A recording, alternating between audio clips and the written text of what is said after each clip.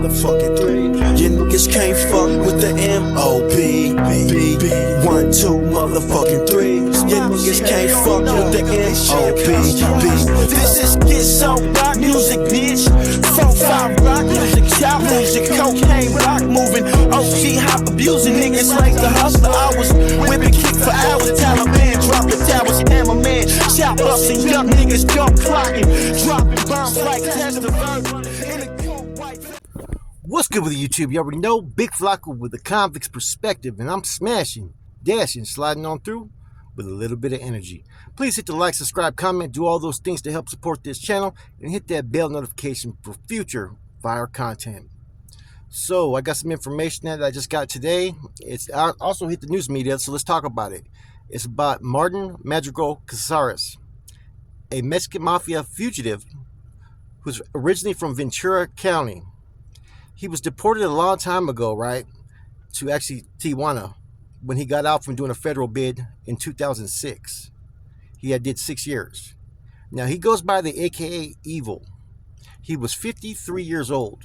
Currently, there's very limited information that is being put out there about how he died, right? Now, the source that put this information out there has put limited info because limited info has been released by Mexican authorities.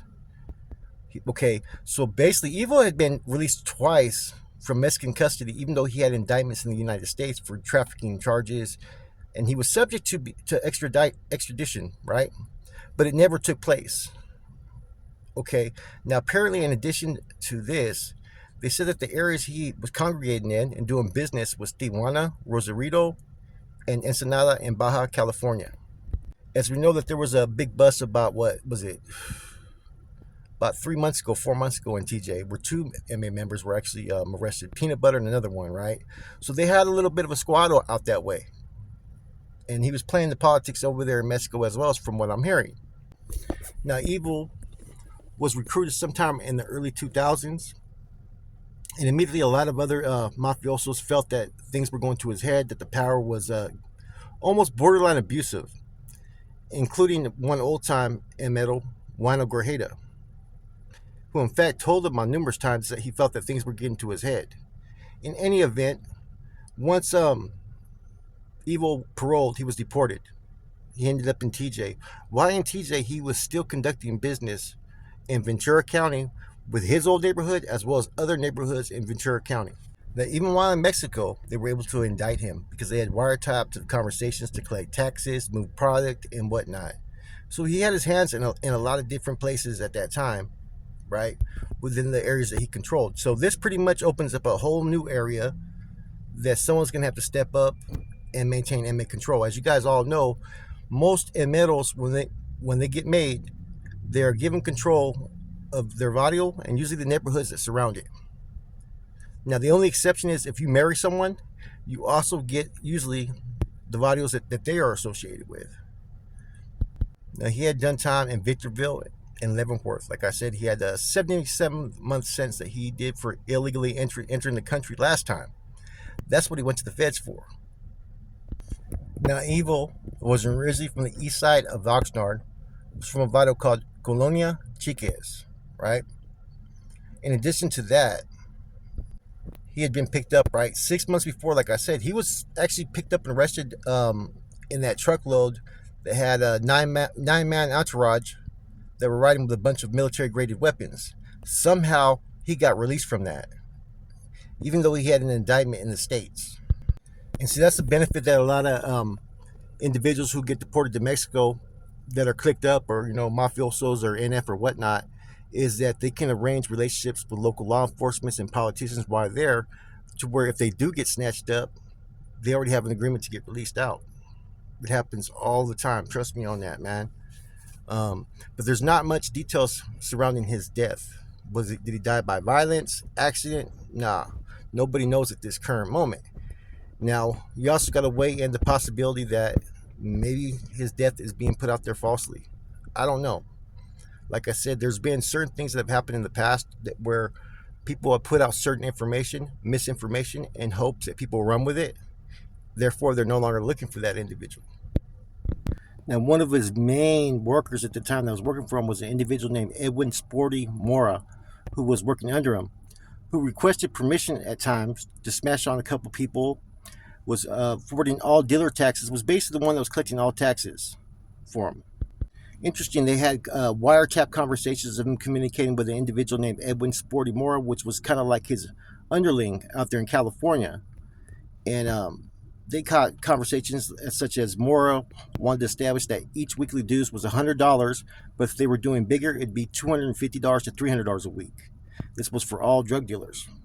Now they said that Mora was pretty shrewd, right? And he'd report everything play by play, and he was on top of these people out there, man. It seemed like he was doing everything by the book, from taxing people. He wasn't giving anybody breaks, and apparently that was someone that they considered that was doing a lot of righteous things on behalf of the enemy out there. Now, Sporty ended up getting indicted in 2013 along with Evil, but they never were able to locate Evil. His federal case was dismissed. He ended up doing a state charge of basically 23-year sentence. Sporty's now 39. Now, it seems that Evil was getting into basically a political fucking issue with one Michael Boo Moreno, who's a longtime fucking inmetal who has basically 3 other brothers that were inmetals as well, right? Well known and well respected over territories in Ventura and in prisons in California and Mississippi.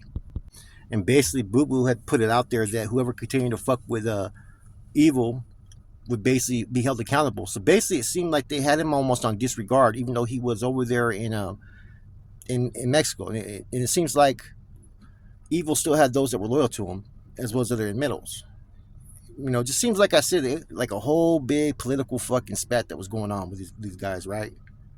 Apparently, Evil was not the first to be killed over there in Mexico. There was 2 individuals, Sleeper and Thumper, both members of the 18th Street gang, who served 21-year terms in federal prison for distributing cocaine, were doing business with the Mexican drug traffickers in Baja California when they came into conflict with the Mexican Mafia members from the California prison system, who believed the 2 had not been properly vetted, a document says.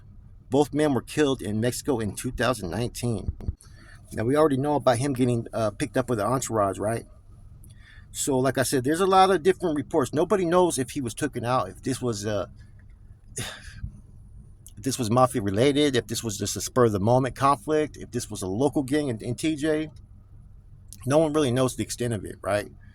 But there has been individuals who have been killed over there working on behalf of the Mexican Mafia because certain people did not like the way they were conducting business, or maybe they weren't vetted properly, or maybe it was over territory. Now, Evil was already having a fallout with certain individuals who had rank within the Mexican Mafia for a long time. And being that TJ, right, Rosarito and Baja, is a location where they deport a lot of people, if they have directives to get this dude whack, eventually that kite's going to circulate there. Eventually someone's going to come home, and if making their bones, this could be an attempt to make their bones, basically, make that kill, right? So who knows, man? Like I said, I don't want to sit there and insinuate, but it's very rare that someone touches a made man of this organization unless it's another made man of the organization, because we already know what the consequences are if you touch a made man for this organization and you kill him. Now, in any event, like I said, man, a lot of speculation still, but I think anybody that's been around long enough pretty much will have an idea of what happened here, who probably was the cause for it and whatnot. But at the time being, I got to still sit there and say these are allegations. But one thing's for certain, when it comes to these organizations in California, right, nobody really wants to see people succeed or have too much fucking prosperity. That's the unfortunate thing. The MA and NF have very different philosophies, but very similar philosophies.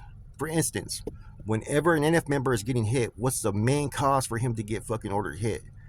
Misappropriation of funds, which basically means that they're not reporting all their money. They feel that they're stealing some money or whatnot.